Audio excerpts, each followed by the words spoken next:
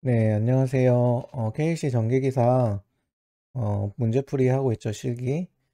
거기 접지 시스템 두 번째 강의 시작할게요. 그래서 전 영상에 이어서 8번부터 보시죠. 그래서 우리가 주 접지 단자에 접속하는 도체 세 가지를 쓰래요. 그래서 이럴 때는 이제 요거 익숙해지셨죠? 요게 주 접지 단자면은 여기랑 연결되는 게 접지극이 있을 거고, 어떤 충전부에 노출 도전부가 있죠. 노출 도전부. 그리고 충전부가 접속되진 않지만 전기가 흐를 수 있는 뭐 금속 수도관 이런 거를 배통의 도전부. 그래서 요게 주 접지 단자죠. 그래서 여기 요렇게 연결하는 거를 뭐라고 했어요? 접지 도체. 그리고 노출 도전부랑 연결하는 거를 보호 도체. 그리고 개통의 도전부랑 연결하는 거를 KC 규정에는 그냥 등전이 본딩 이게 혼용되게 나왔는데 어쨌든 등전이 본딩 도체라고 적으면 돼요. 이렇게 적고 추가적으로 우리가 필에도 연결을 하긴 하죠. 이렇게. 근데 일단 요 세 개가 주요하니까 요거 보호도체, 등전이 본딩 도체, 접지 도체 요거 세 가지를 적어주시면 될 것 같아요. 그리고 9번은 이제 보조 보호 등전이 본딩 도체에 대해서 이렇게 좀 나와 있어요. 여기 수치가 나와 있어서 제가 한번 만들어 봤고요. 여기 좀 말이 어렵게 나왔어요. 이게 결국에는 뭐예요? R은 로우 AL이죠. 도전성이 커야 된다는 게 커야 된다? 뭐예요? 저항이 작아야 되죠. 그러니까 전류가 더 잘 흘러야 된다. 도전성. 그럼 저항이 작아야 된다. 근데 어떤 로우라는 거나 L이란 게 정해져 있다고 보는 거죠. 우리가 등전이 본딩 해야 되는 기계들이 이미 배치가 됐기 때문에 보조보호 등전이 본딩이라는 게 뭐 노출도전부랑 노출도전부 또는 노출도전부랑 개통의 도전부 서로를 연결하는 거라고 했잖아요, 제가. 그러면은 요 두 개가 기계의 위치는 정해져 있을 거 아니에요? 그럼 요 L은 정해져 있단 말이에요. 그리고 요게 뭐 우리가 구리를 사용할지 알루미늄을 사용할지 모르겠지만 그 재질에 의해서 요 로우 값도 정해져 있는 거고, 그럼 결국에는 요 A만 우리가 조정이 가능하죠. 그 요 A가 뭐예요? 단면적이잖아요. 굵기. 그래서 요게 단면적이 커져야 R이 작아져서 도전성이 커져야 돼요. 그래서 여기서 도전성이 커야 한다는 말은 뭐랑 똑같은 말이에요. 요게 전선의 도체 도체의 굵기가 커야 된다는 말이에요. 도체의 굵기가. 여기 도전성으로 나와서 헷갈리는데 결론적으로는 도체의 굵기가 커야 된다는 말로 똑같이 보시면 돼요. 그래서 요게 두 가지 케이스가 있어요. 그때 설명드렸을 때도 굵기로 설명드렸는데 요 노출도전부 1이 있고 노출도전부 2가 있어요. 지금 요거 설명드릴게요. 그러면은 여기에 어떤 보호도체가 있겠죠. 두 접지단자랑 연결하겠죠. 요렇게 요, 요 단면적을 뭐라고 할까요? 10스퀘어 요걸 6스퀘어라고 하면 그때 제가 요렇게 설명드렸어요. 미니멈 보호도체 10이랑 6 요거 두 개 중에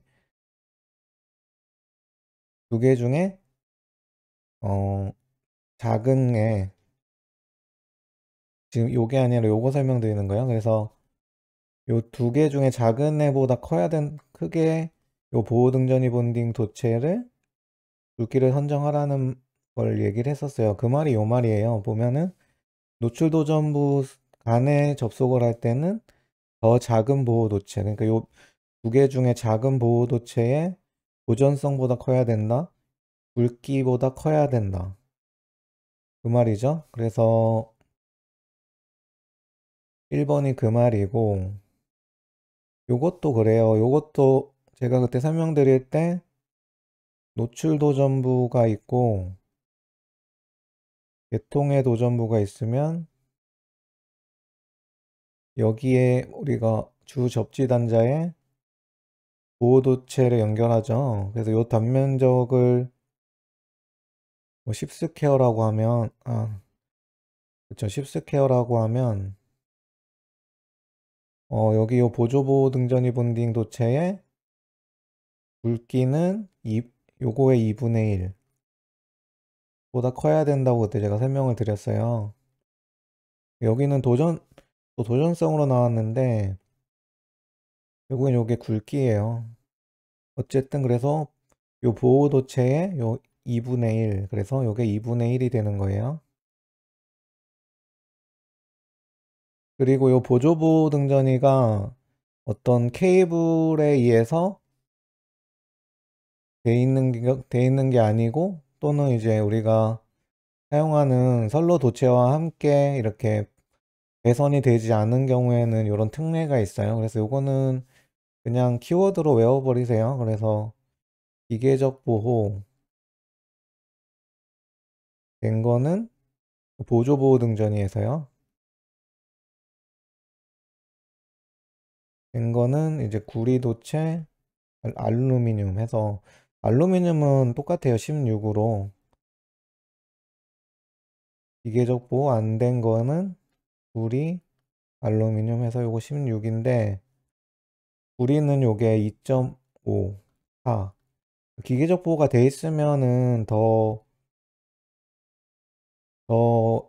굵게 안 해도 되는 거죠. 기계적 보호가 안 돼 있으면은 이제 더 굵게 해주고 요거까지 좀 가져가시면 좋을 것 같아요. 요것도 어쨌든 답안에 어떤 수치를 적는 게 요런 괄호 넣기로 나오기 쉬울 거예요. 그래서 그게 딱딱 나오는 거니까 채점관 입장에서도 채점하기도 편하고 뭐 악의가 생길 걱정도 없고 그래서요.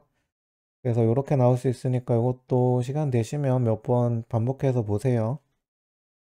그리고 이제 피레 쪽으로 넘어가면 피레 쪽은 제가 그때 최근에 했으니까 기억나시죠? 제가 요거 따로 문제 영상 만들어 드렸었잖아요.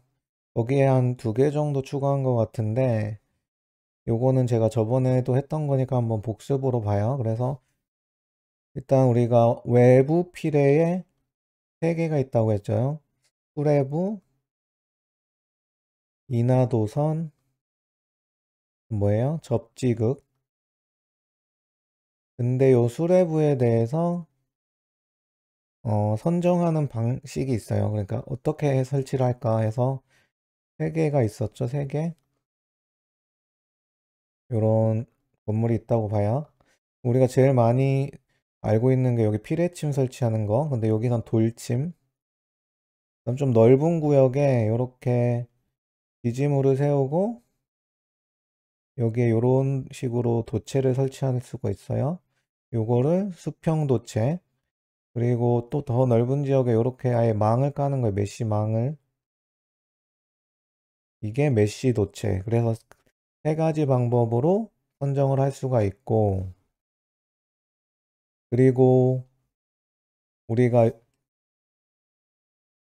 이렇게 3가지로 설치하는 거에 대해서 어느 범위까지 설치를 해야 되는지에 대해서 결정하는 배치 방법이 3가지가 있다고 했죠. 그래서 요런 피레침에 대해서 요런 식으로 보호각 범위를 정해줘서 요게 요 정도 커버하는 거니까 이제 가능하다는 거고 만약에 요게 넓어서 똑같은 보호각으로 요렇게밖에 안 되면은 여기를 또 보호해야 되기 때문에 피레침을 또 하나 세워서 요렇게 보호하게끔 하는 거를 이제 보호각이라고 해요. 그래서 보호각법 아니면 보호각이라고 적어도 돼요.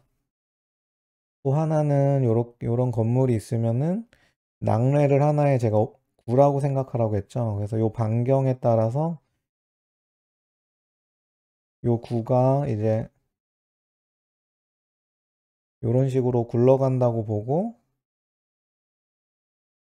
요렇게 가고 뭐 요렇게 가고 요렇게 가겠죠? 요렇게 가고 그러면 요 지금 접촉하는 면들에 대해서는 이제 필해 보호를 해야 되는 거죠. 그래서 요런 식으로 하는 거를 회전구체 반경법이라고 해요. 그래서 배치 방법이 보호각, 회전구체 반경, 그리고 하나가 아까 봤던 메쉬 돛을 까는 경우에는 요게 촘촘할수록 여기에 낙뢰가 포집될 확률이 높아지죠. 그래서 요 간격, 요거를 좁게 할수록 좋아요. 그래서 요런 거를 메쉬 크기에 의한 거라고 해요. 그래서 보호각, 회전구체 반경, 메쉬 크기. 요것도 내기 좋으니까 가져가시면 돼요. 그리고 우리가 여러 가지 요 필해 등급에 따른 수치들이 있는데 IC를 참고하라고 나와 있는데 유일하게 KC 규정에 수치가 나와 있는 게 있다고 했죠. 그게 요 인하도선 시스템의 간격, 인하도선에 요구되는 간격. 그래서 뭐라고 했어요? 인하도선 자체가 전류가 흐르면 요거에 의해서 이제 건축물이 여기 있으면은 자기장이 형성돼서 요 자기장이 통과하는 면에 대해서 우리가 패러데이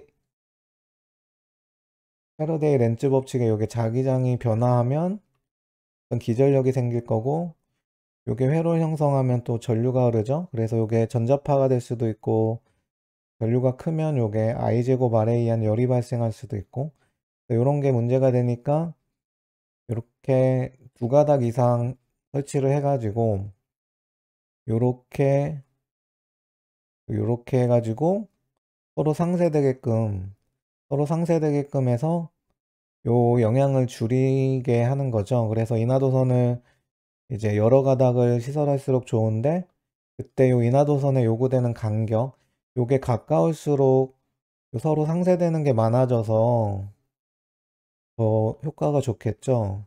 그래서 제가 필해 등급이 낮을수록 더 필해에 대해서 더 잘 대비되는 거고 이게 높을수록 더 러프하고 약화된 거라고 했어요. 그래서 요 인하도선에 대해서 수치를 외우면 좋은데 이게 헷갈리면 요 최대 간격은 좁을수록 좋다.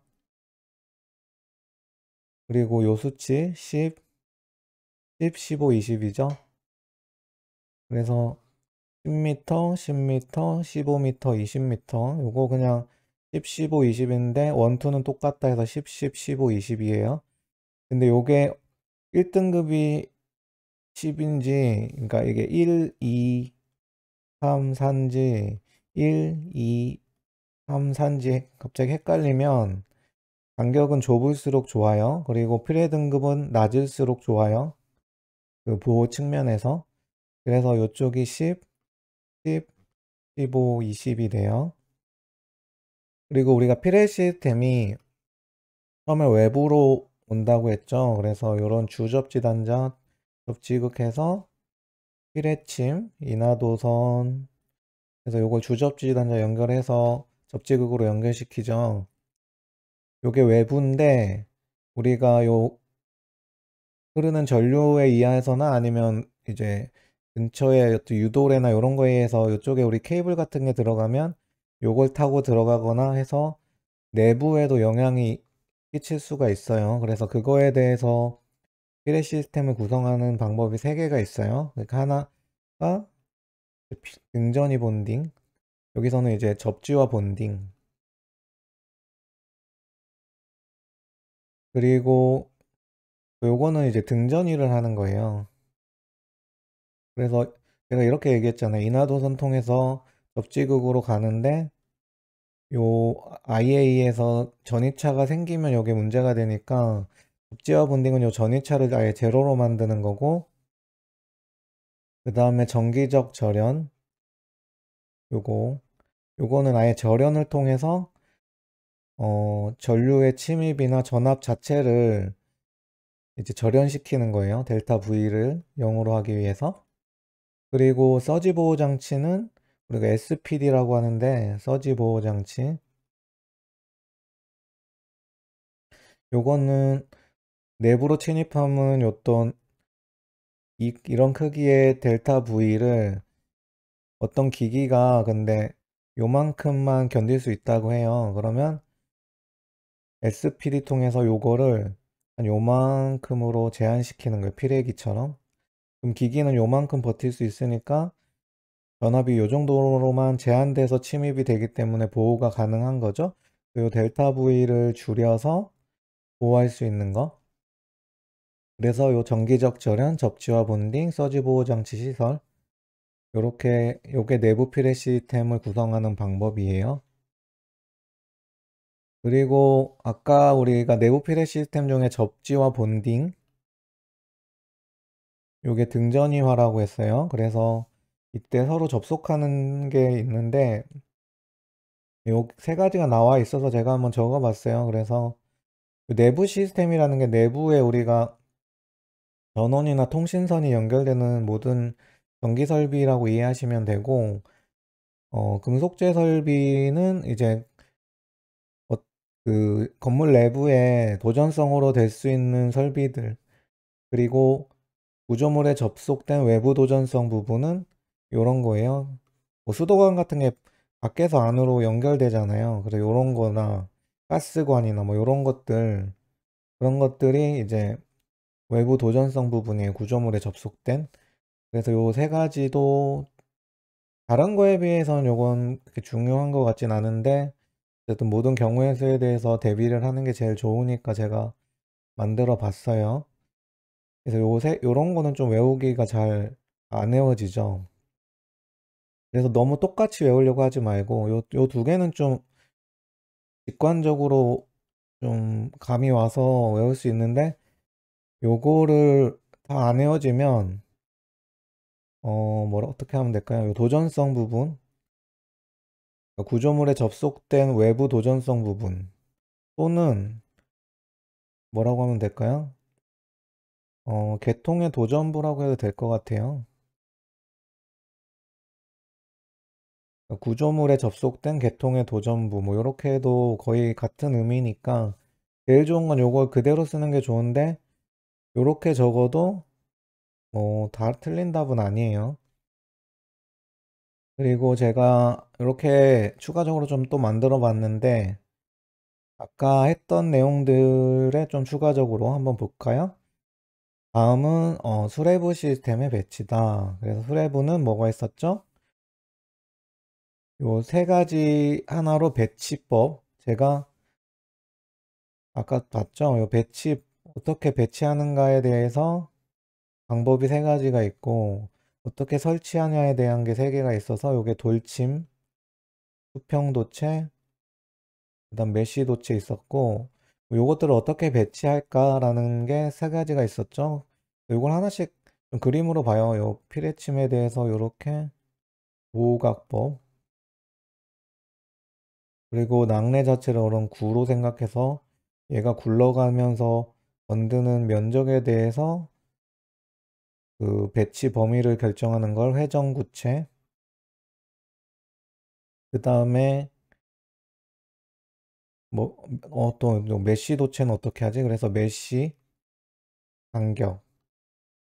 그래서 이렇게 세 가지로 배치를 해야 된다라고 되어 있어요. 그래서 제가 처음에 올려드린 자료에 오타가 있어요. 이게 돌침이 아니라 보호각이에요. 저도 헷갈렸네. 이게 보호각이에요. 보호각. 제가 요거 업데이트해서 다시 그 카페에 올려드릴 테니까 요걸로 좀 보세요. 그래서 요게 보호각, 회전구체, 그 다음에 메쉬 이렇게 있어요. 그리고 요거 제가 한번 설명드렸죠. 요 건물 높이에 따라서 일단 일반적으로는 요 꼭대기 요 부분에 대한 걸 보호를 고려하는데, 요게 높이가 60m 이하인 경우에는 요렇게 하는데, 이게 60m 초과하는 건물 있잖아요. 그런 경우에는 여기도 해야 되는데 요 측면의 어느 부분까지도 좀 고려를 해야 돼요. 그래서 요게 어느 정도냐면 요 전체를 H라고 하면 요게 0.2H예요. 20%. 그러니까 요걸 어느 범위까지 하냐면 최상부 높이로부터 20%예요. 요 최상부 높이 H에 대해서 20%. 그래서 요것도 나올 수 있어요. 그래서 요거는 60m랑 20%만 가져가면 되죠. 그래서 층례가 나오면 키워드는 층례. 그래서 지상으로부터 높이 60m를 초과하는 건축물은 층례 보호가 필요한 경우에는 다음에 따른다. 그래서 전체 높이 60m를 초과하는 건축물의 최상부로부터 20%의 하나며 이때 피레시스템 등급은 사회 요구에 따른다. 뭐 이렇게 수치가 또 나올 수 있으니까 이렇게 하시면 돼요. 그리고 마지막 문제는 이제 인하도선 배치에 대해서도 수치들이 나와서 제가 하나 만들어 봤고, 이게 제가 또 오타를 쳐가지고 이게 1이 아니라 0.1이에요. 그래서 정정 드리고 이거를 아까 거랑 수정한 걸로 올려드릴게요. 문제 내기가 쉽지가 않네요. 역시 이게.